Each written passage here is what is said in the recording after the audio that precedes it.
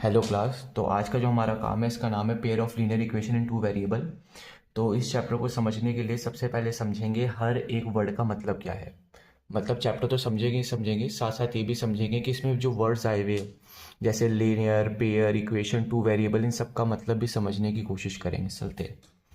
तो लीनियर का मतलब क्या हुआ, अगर कोई भी हमारे को पॉलिनोमियल दिया हुआ है और अगर आपको ऐसा लगे कि उस पॉलिनोमियल का जो डिग्री दिया हुआ है वो डिग्री कितनी है, एक है, क्या बोल रहा हूँ, उसकी डिग्री कितनी है, एक है, तब हम उसको क्या बोलते हैं, लीनियर बोलते हैं। पहली बात मतलब इस चैप्टर के अंदर जितनी भी बातें करेंगे उन सब में डिग्री क्या रहेगी, एक रहेगी।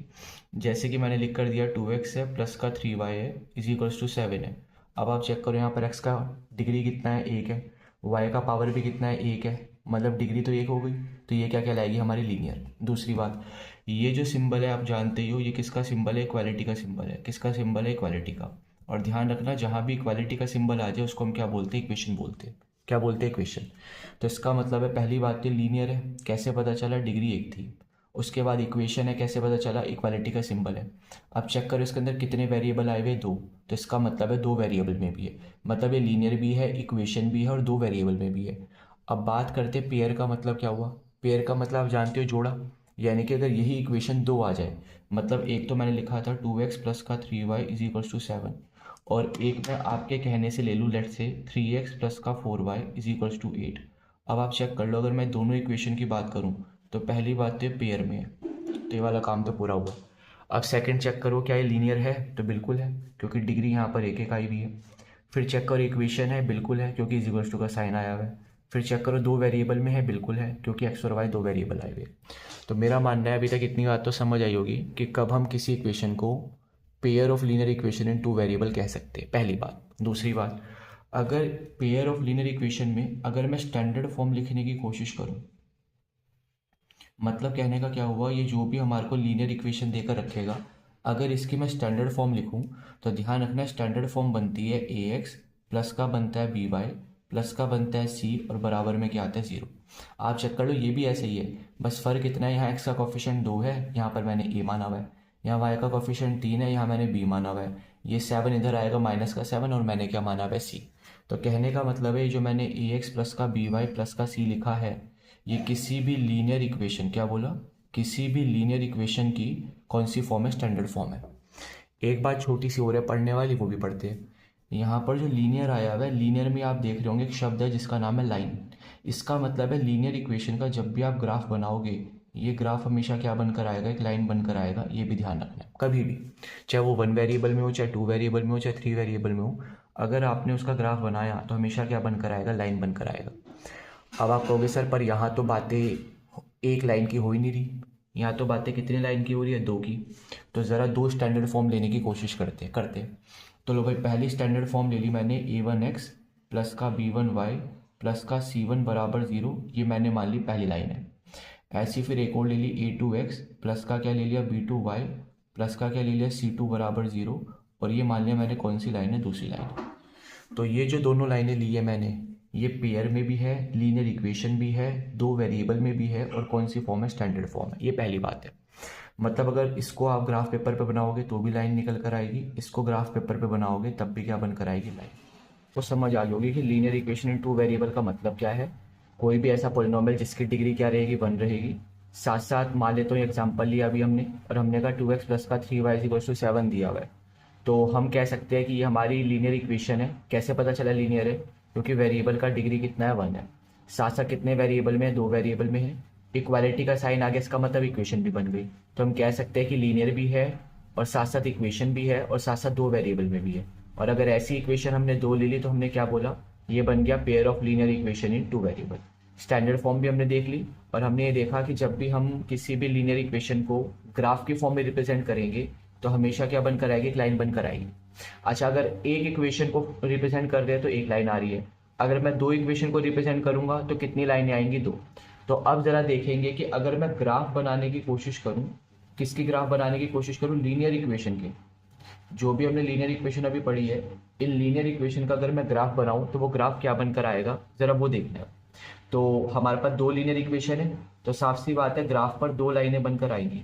अब जरा ये देखते हैं कि वो दोनों लाइनें आपस में कैसी होंगी, मतलब जब ग्राफ ड्रॉ करूंगा दोनों लाइनों का, तो वो दोनों लाइनें इंटरसेक्टिंग होगी, वो दोनों लाइनें पैरेलल होंगी, वो दोनों लाइनें कोइंसिडेंट होंगी। तो यहाँ पर 3 अलग अलग केस बन सकते हैं। अब ज़रा तीनों केसों को पढ़ने की क्या करेंगे, कोशिश करेंगे। समझ रहे बात को? चलिए, तो केस नंबर पहला क्या बोलता है? केस नंबर पहला बोलता है कि अगर आपको लाइंस इंटरसेक्टिंग दे, क्या दे छोटे, यहाँ पर इंटरसेक्टिंग लाइन दे, तो कैसे पता चलेगा कि लाइंस इंटरसेक्टिंग है? ध्यान रखना यहाँ पर जो भी एक्स का कॉफिशिएंट है, जो भी वाई का कॉफिशिएंट है और जो भी कांस्टेंट है, बस आपको इन तीनों का रेशियो निकालना है। मतलब a1/a2 निकालना है, b1/b2 निकालना है, c1/c2 निकालना है। और अगर ये तीनों आपस में बराबर नहीं आते हैं, तब आप कह सकते हो कि लाइंस आपकी क्या रहेंगी, इंटरसेक्टिंग रहेगी। अच्छा, कोई बच्चा ये भी बोल सकता है सर ऐसा भी तो हो सकता है कि लाइंस आपकी ऐसे हो, एक ऐसे हो और एक ऐसे हो, तो सर ये तो लाइन इंटरसेक्टिंग है नहीं।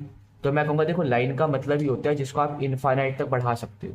तो जब आप इसको आगे बढ़ाने की कोशिश करोगे तो दोबारा से लाइंस क्या निकल कर आएंगी, इंटरसेक्टिंग। तो अगर कभी भी आपको इक्वेशन देकर रखे, एग्जाम्पल ले लो, एग्जाम्पल के तौर पर लिखा हुआ है 2x है, प्लस का 5y है, प्लस का 7 इज इक्वल टू 0 है। और एक इक्वेशन देकर रखी हुई 3x है, प्लस का 2y है, माइनस का 9 है, बराबर में 0 है। अब आप चेक करो, 2 लीनियर इक्वेशन है, कितने वेरिएबल में है, 2 वेरिएबल में। मतलब कितनी लाइनें बनकर आएंगी, 2 लाइनें बनकर आएगी। अब पता करना हो कि कैसी लाइन है, इंटरसेक्टिंग है या दूसरी किसी तरीके की है। तो मैंने कहा जो भी हमारा a1 a2 b1 b2 c1 c2 इसका रेशियो निकाल लो। तो लो भाई, सबसे पहले मैंने a1/a2 निकाला, उसके बाद b1/b2 निकाला, उसके बाद c1/c2 निकाला। अब आप खुद चेक करके बताओ क्या तीनों बराबर आ रहे हैं रेशियो? तो आप कहोगे नहीं। और अगर तीनों रेशियो बराबर नहीं आ रहे, इसका मतलब लाइंस कैसी थी, आपस में इंटरसेक्टिंग थी, पहली बात। दूसरी बात, ये भी ध्यान रखकर चलना है, ये तो पहली बात हो गई कि लाइंस हमारी क्या रहेंगी, इंटरसेक्टिंग रहेगी। दूसरी बात ये ध्यान रखनी है, आप चेक करो कितने नंबर ऑफ कट्स आ रहे हैं, मतलब दोनों लाइनों के बीच में कितने कट आ रहे हैं आपस में। तो आप कहोगे सर एक ही कट आ रहे हैं। और ध्यान रखना, जितने कट आ रहे हैं उतनी उसके क्या हो सकते हैं, सॉल्यूशन हो सकते हैं। मतलब अगर मैं पूछूं कि इस केस के लिए जब लाइंस इंटरसेक्टिंग है तो मैक्सिमम कितने सॉल्यूशन आ सकते हैं, तो आप कहोगे सर केवल एक ही सॉल्यूशन आएगा। मैं कहूँगा कैसे? तो आप कहोगे सर जितने कट है उतनी ही सॉल्यूशन है। यहाँ पर एक कट है, इसलिए कितना सॉल्यूशन आएगा, एक। और एक सॉल्यूशन को हम क्या बोल सकते हैं यहाँ पर, यूनिक सॉल्यूशन। क्या बोल सकते हैं, यूनिक सॉल्यूशन। तो कहने का मतलब है कि अगर लाइंस आपकी क्या रहेंगी, इंटरसेक्टिंग रहेगी। क्या रहेंगी यहाँ पर, इंटरसेक्टिंग रहेगी। तो पहली बात जो हमें देखनी है वो ये है कि आपकी जो कंडीशन है, यानी कि a1/a2 का रेशियो, b1/b2 का रेशियो और c1/c2 का रेशियो, ये बराबर नहीं आएगा। दूसरी बात है, अगर लाइंस आपस में इंटरसेक्टिंग है, इसका मतलब एक पॉइंट पे काट रही है, एक पॉइंट पे काट रही है, इसका वाला सॉल्यूशन भी कितना रहने वाला है, इसका यूनिक सॉल्यूशन। अब एक चीज़ और आती है, वो भी समझते हैं। अगर आपको ऐसा लग रहा है कि एक भी सॉल्यूशन आ रहा है, क्या बोला, अगर आपको ऐसा लग रहा है कि एक भी सॉल्यूशन आ रहा है, तो उसको हम बोलते हैं कंसिस्टेंट। क्या बोलेंगे, कंसिस्टेंट। मैं दोबारा बता दूं, अगर आपको ऐसा लग रहा है कि कम से कम, क्या बोलो, कम से कम, एटलीस्ट एक भी सॉल्यूशन निकल कर आ रहा है, तब आप उसको क्या बोलोगे, कंसिस्टेंट। और अगर एक भी नहीं आ रहा तो क्या बन जाएगी, इनकंसिस्टेंट। ये ध्यान रखकर चलना है। चलो खैर, तो मेरा मानना है पहला केस समझ आ गया होगा कि लाइंस इंटरसेक्टिंग कब होंगी, इंटरसेक्टिंग होगी तो कंडीशन क्या होंगी, कंडीशन क्या होंगी, सॉल्यूशन क्या होंगे, कंसिस्टेंट होगा या इनकंसिस्टेंट। चारों बातें शायद आपको समझ आ गई। ठीक है, अगले पर आऊँ। अगला ज़रा शुरू करते हैं और इसका नाम है केस नंबर 2। चेक करते हैं। केस नंबर 2 ये कहता है कि मान लो आपका a1/a2 बराबर आ रहा है b1/b2 के। ठीक है भाई, पर ये बराबर नहीं है c1/c2 के। तब क्या होगा? तब ध्यान रखने वाली बात है कि लाइंस आपस में क्या रहेंगी, पैरेलल रहेंगी। क्या रहेंगी, पैरेलल। मतलब अगर इसको मैं L1 मान लूँ, इसको L2 मान लूँ, तो आप कह सकते हो कि L1 पैरेलल किसके रहेंगी, यहाँ पर L2 के। अब कोई बच्चा बोलेगा सर मेरे को तो विश्वास नहीं आपकी बात पे। तो मैं कहूँगा कोई दिक्कत नहीं है, आप एक काम करना, पॉइंट डालते चले जाना, आपका बाई का वैल्यू निकलता चला जाएगा, आप उसको ग्राफ पे ड्रॉ कर देना। और जब दोनों लाइनों को ड्रॉ करोगे तब आप ये पाओगे कि दोनों लाइनें आपस में कैसी निकल कर आ रही है, पैरेलल निकल कर आ रही है।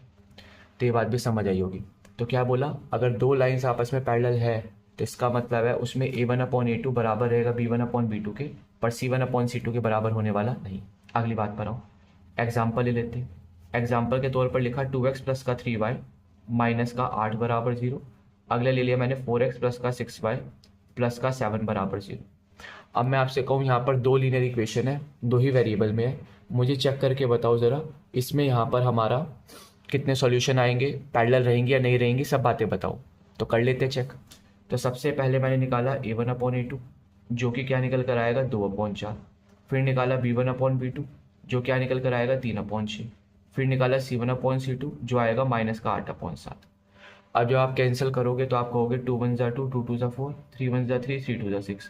तो आप खुद चेक कर लो यहाँ पर कि A1/A2 का रेशो तो किसके बराबर आ रहा है, B1/B2 के आ रहा है, बट ये किसके बराबर नहीं आ रहा, C1/C2 के बराबर नहीं आ रहा। तो इसका मतलब साफ है जो दोनों लाइनें दी थी ये कैसी थी, पैरेलल थी, पहली बात। दूसरी बात, अब आप खुद बताओ क्या यहाँ पर ये दोनों लाइनें कहीं पर एक दूसरे को टच कर रही है क्या? जैसे यहाँ पर तो एक दूसरे को एक जगह पे टच कर रही थी या कट कर रही थी, क्या ये दोनों लाइनें कर रही है क्या? आप कहोगे नहीं। और हमें पता है जब तक कट ना आए दोनों लाइनों के बीच में तब तक सॉल्यूशन होने वाला नहीं है, जितनी बार कटे उतने सॉल्यूशन है। तो यहाँ पर तो एक बार भी कट नहीं है, अगर एक बार भी कट नहीं है तो सीधा सीधा आप क्या बोलोगे, सीधा सीधा आप बोलोगे नो सॉल्यूशन, यानी कि इसका कोई भी सॉल्यूशन नहीं आएगा क्योंकि एक बार भी लाइनों ने एक दूसरे को कट किया नहीं। तो कहने का मतलब है जब भी लाइन आपस में पैरेलल होंगी तो A1/A2 तो बराबर होगा B1/B2 के, बट बराबर नहीं होगा C1/C2 के। साथ ही साथ उसमें कोई भी सॉल्यूशन नहीं आएगा क्योंकि लाइनें आपस में कट करने वाली नहीं है। लास्ट बात और इसी केस की। अब आप खुद बताओ अगर इसमें एक भी सॉल्यूशन नहीं आ रहा तो क्या ये कंसिस्टेंट होगी? नहीं। हमें पता है जब एक भी कट ना आए या एक भी सॉल्यूशन ना आए तो उसको हम क्या बोलते हैं, इनकंसिस्टेंट बोलते हैं। क्या बोलते हैं? इनकंसिस्टेंट। अभी हमने लिखा था कि अगर एक भी सॉल्यूशन आ जाता, एक भी, एक से ज़्यादा आ जाए तब भी कोई दिक्कत नहीं है, अगर एक भी सॉल्यूशन आ जाए तभी क्या बोलेंगे, कंसिस्टेंट।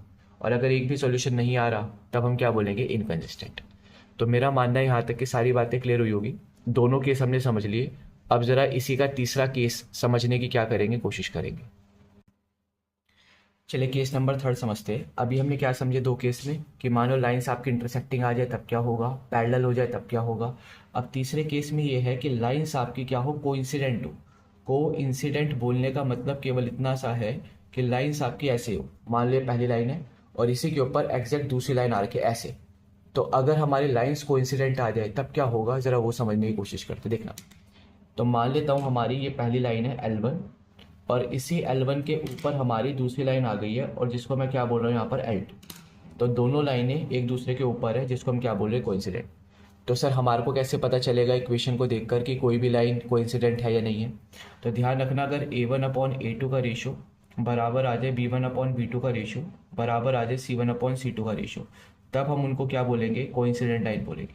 क्या बोला? तब हम क्या बोलेंगे, कोइंसिडेंट लाइंस बोलेंगे। ये पहली बात है। दूसरी बात, अब आप खुद बताओ ये दोनों लाइनें आपस में ऐसी है एक दूसरे के ऊपर, तो मैं पूछूं इन दोनों में कितने कॉमन पॉइंट्स आ रहे हैं, तो आपको कैसा सारी पॉइंट कॉमन है। यहाँ पर से लेकर यहाँ तक अगर आप चेक करोगे तो इनफाइनाइट पॉइंट्स कॉमन है, और हमें पता है जितने पॉइंट्स कॉमन आते हैं उतने उसके क्या बन जाते हैं, सॉल्यूशन। तो आपने यहाँ पर देखा कि इनफाइनाइट पॉइंट्स कॉमन आ रहे हैं, तो इसका मतलब है इसको हम क्या बोलेंगे यहाँ पर, या तो बोल सकते हैं कि इसके इनफाइनाइट सॉल्यूशन है, अदरवाइज इसको हम क्या बोल सकते हैं, इसके मैनी सॉल्यूशन। क्या बोल सकते हैं, इसके मैनी सॉल्यूशन। दोनों बातें एक ही है। क्लियर होगी बात नहीं? अब तीसरी बात, तो तीसरी बात पर अगर मैं आऊँ तो आप खुद समझो ज़रा इस चीज़ को। हमें पता है इसके इनफाइनाइट सॉल्यूशन आ रहे हैं, और अभी हमने पढ़ा था कि अगर एक भी सॉल्यूशन आ जाए ना, इनफाइनाइट नहीं, एक भी अगर आ जाए तब भी वो कंसिस्टेंट बन जाता है। यहाँ तो करोड़ों पॉइंट्स कॉमन आ रहे हैं, करोड़ों सॉल्यूशन आ रहे हैं, तो इसका मतलब है ये भी क्या बनने वाले, कंसिस्टेंट बनने वाले। तो कहने का मतलब आप समझ ही गए होंगे, कोई भी ऐसे सॉल्यूशन एक या एक से ज़्यादा अगर आ रहे हो तो हम उसको क्या बोल देंगे, कंसिस्टेंट। दूसरी बात, एग्जाम्पल लेते हैं। एग्जाम्पल के तौर पर लिखा हुआ है 3x प्लस का 4y इज इक्वल्स टू 8 है। यहाँ लिखा हुआ है 6x प्लस का 8y इज इक्वल्स टू 16।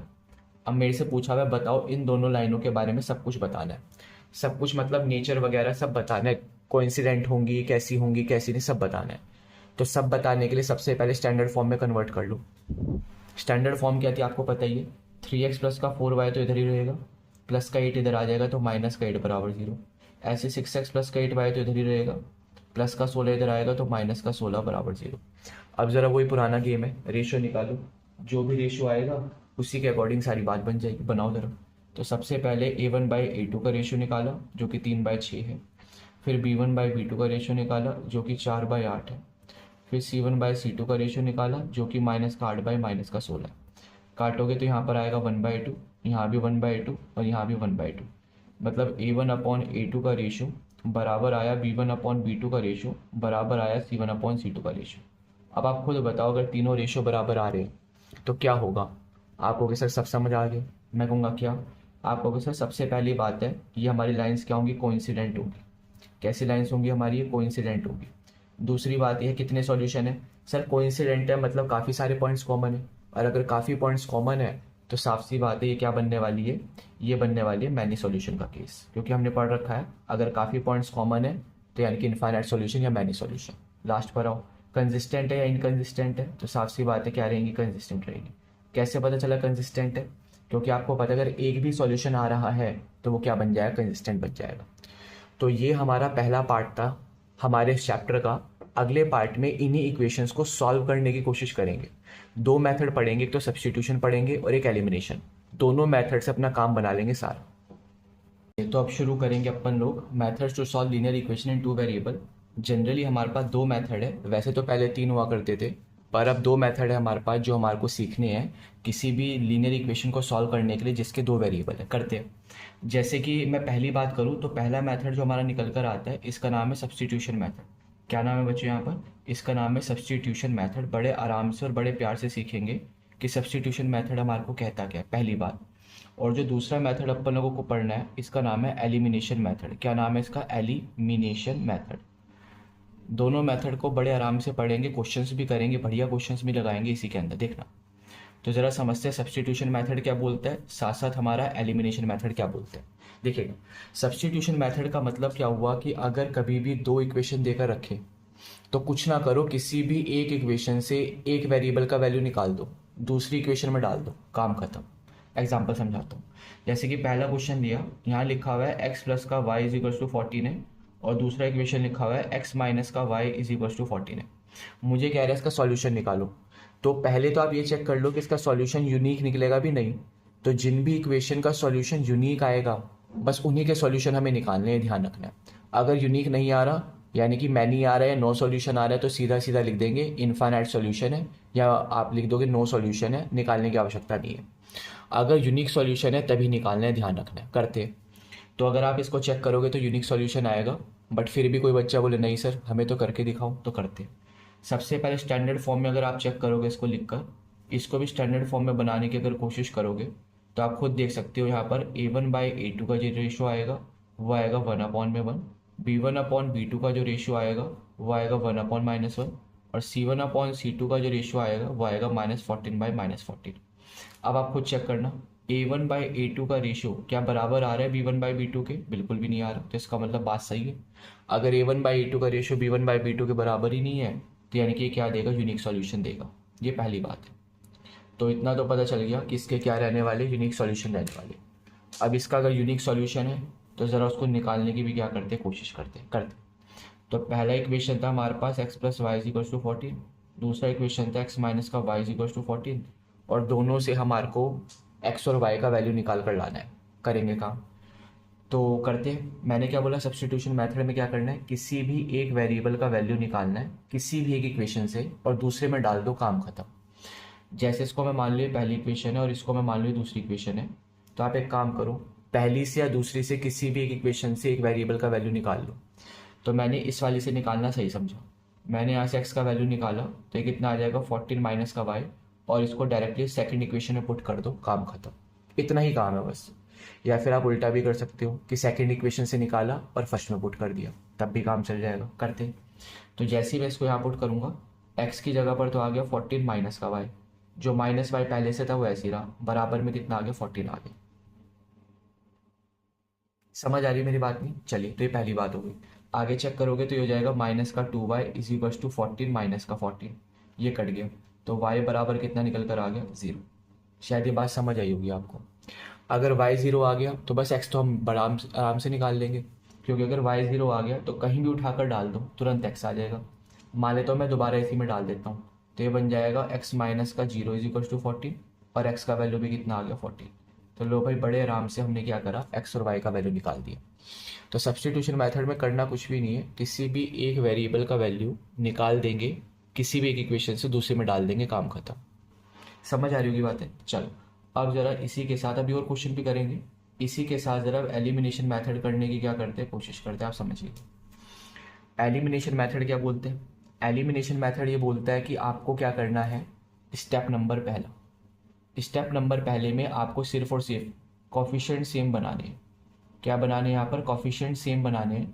आप किसी भी वेरिएबल का कॉफिशिएंट सेम बना सकते हो, चाहो तो x का बना लो चाहे y का, पहली बात। दूसरी बात, स्टेप नंबर 2, जिसके भी आपने यहाँ पर कॉफिशेंट सेम बना लिए हैं, क्या बोल रहा हूँ, जिसके भी आपने क्या बनाया है अभी, कॉफिशेंट सेम बनाए हैं, अगर उसके साइन सेम है, क्या बोला, उसके साइन क्या है, सेम है, तो आपका फ़र्ज़ बनता है उसके साइन क्या कर दो, आप चेंज कर दो।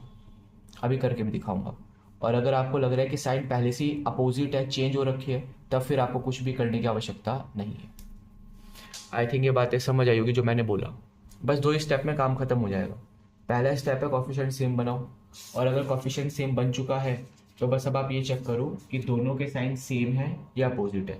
अगर सेम है तो खुद चेंज करो, और अगर अपोजिट है फिर कोई दिक्कत नहीं। चलो एग्जाम्पल लेते हैं, चलिए। एग्जाम्पल के तौर पर यहाँ लिखा हुआ है x प्लस का y है, बराबर में क्या लिखा हुआ है, 5 है। अगले में लिख कर दिया हुआ है यहाँ पर 2x माइनस का 3y है, इज इक्वल्स टू कितना है, 4 है। और मुझे कह रहा है x और y का वैल्यू निकालो, पर किसके अकॉर्डिंग निकालना है, एलिमिनेशन मेथड के अकॉर्डिंग। अब कुछ नहीं करना, केवल या तो x का या फिर y का कॉफिशेंट सेम बना लो। चलो मैं x का कॉफिशेंट सेम बनाता हूँ। अब आप खुद सोचना, यहाँ पर अगर चेक करते हैं तो x का कॉफिशेंट कितना है, 2 है। यहाँ चेक करते हैं x का कॉफिशेंट कितना है, 1 है। तो यहाँ पर 2 बनाने के लिए 2 से मल्टीप्लाई कराना पड़ेगा। क्या बोले एक बार दोबारा, यहाँ पर चेक कर रहे इस इक्वेशन में x का कॉफिशेंट 2 है, यहाँ चेक करूँगा x का कॉफिशेंट कितना है, 1 है। तो यहाँ पर x का कॉफिशेंट 2 बनाने के लिए मैंने पूरी इक्वेशन को किससे मल्टीप्लाई करवा दिया, 2 से मल्टीप्लाई करवा दिया। आप लिख भी सकते हो, कोई दिक्कत नहीं है। क्या लिखेंगे ज़रा समझेंगे। हम लिखेंगे मल्टीप्लाई करवा रहा हूँ मैं, और किसको मल्टीप्लाई करवा रहा हूँ, यहाँ पर मल्टीप्लाई करा रहा हूँ इक्वेशन नंबर 1 को, और किससे करवा रहा हूँ, यहाँ पर 2 से करा रहा हूँ। क्यों करवा रहा हूँ वो समझ गए होंगे, ताकि कॉफिशेंट सेम बन जाए x का। अगर y का बनाना होता तो यहाँ पर y का कॉफिशेंट 3 है, यहाँ पर y का कॉफिशेंट 1 है, तो इसको 3 से करा देते। समझ लोगे आप मेरी बातें, करते। तो ये बन जाएगा 2x, प्लस का बन जाएगा 2y, इज इक्वल्स टू कितना बन जाएगा, 10। और इस इक्वेशन में क्या दिया हुआ था, 2x माइनस का 3y इज इक्वल्स टू 4। लो भाई, स्टेप नंबर पहला तो पूरा हो गया, कॉफिशेंट सेम बन गया। अब हमें पता है कि अगर कॉफिशेंट सेम बन गया तो दूसरा स्टेप हमारा ये है कि आप चेक करो कि साइन हमारे सेम है या अपोजिट है। अब ज़रा चेक करके बताओ, ये जो कॉफिशेंट हमने सेम बनाया, इसमें यहाँ भी पॉजिटिव है, यहाँ भी पॉजिटिव है, दोनों जगह पॉजिटिव है। और हमें पता है अगर दोनों जगह साइन सेम हो तो आप खुद से क्या कर दो, चेंज कर दो। अगर अपोजिट होते, मान लो यहाँ प्लस या यहाँ माइनस होता, तब कुछ ना करते। पर अभी तो साइन सेम है दोनों की, तो हम क्या करेंगे, साइन चेंज करेंगे। कराओ।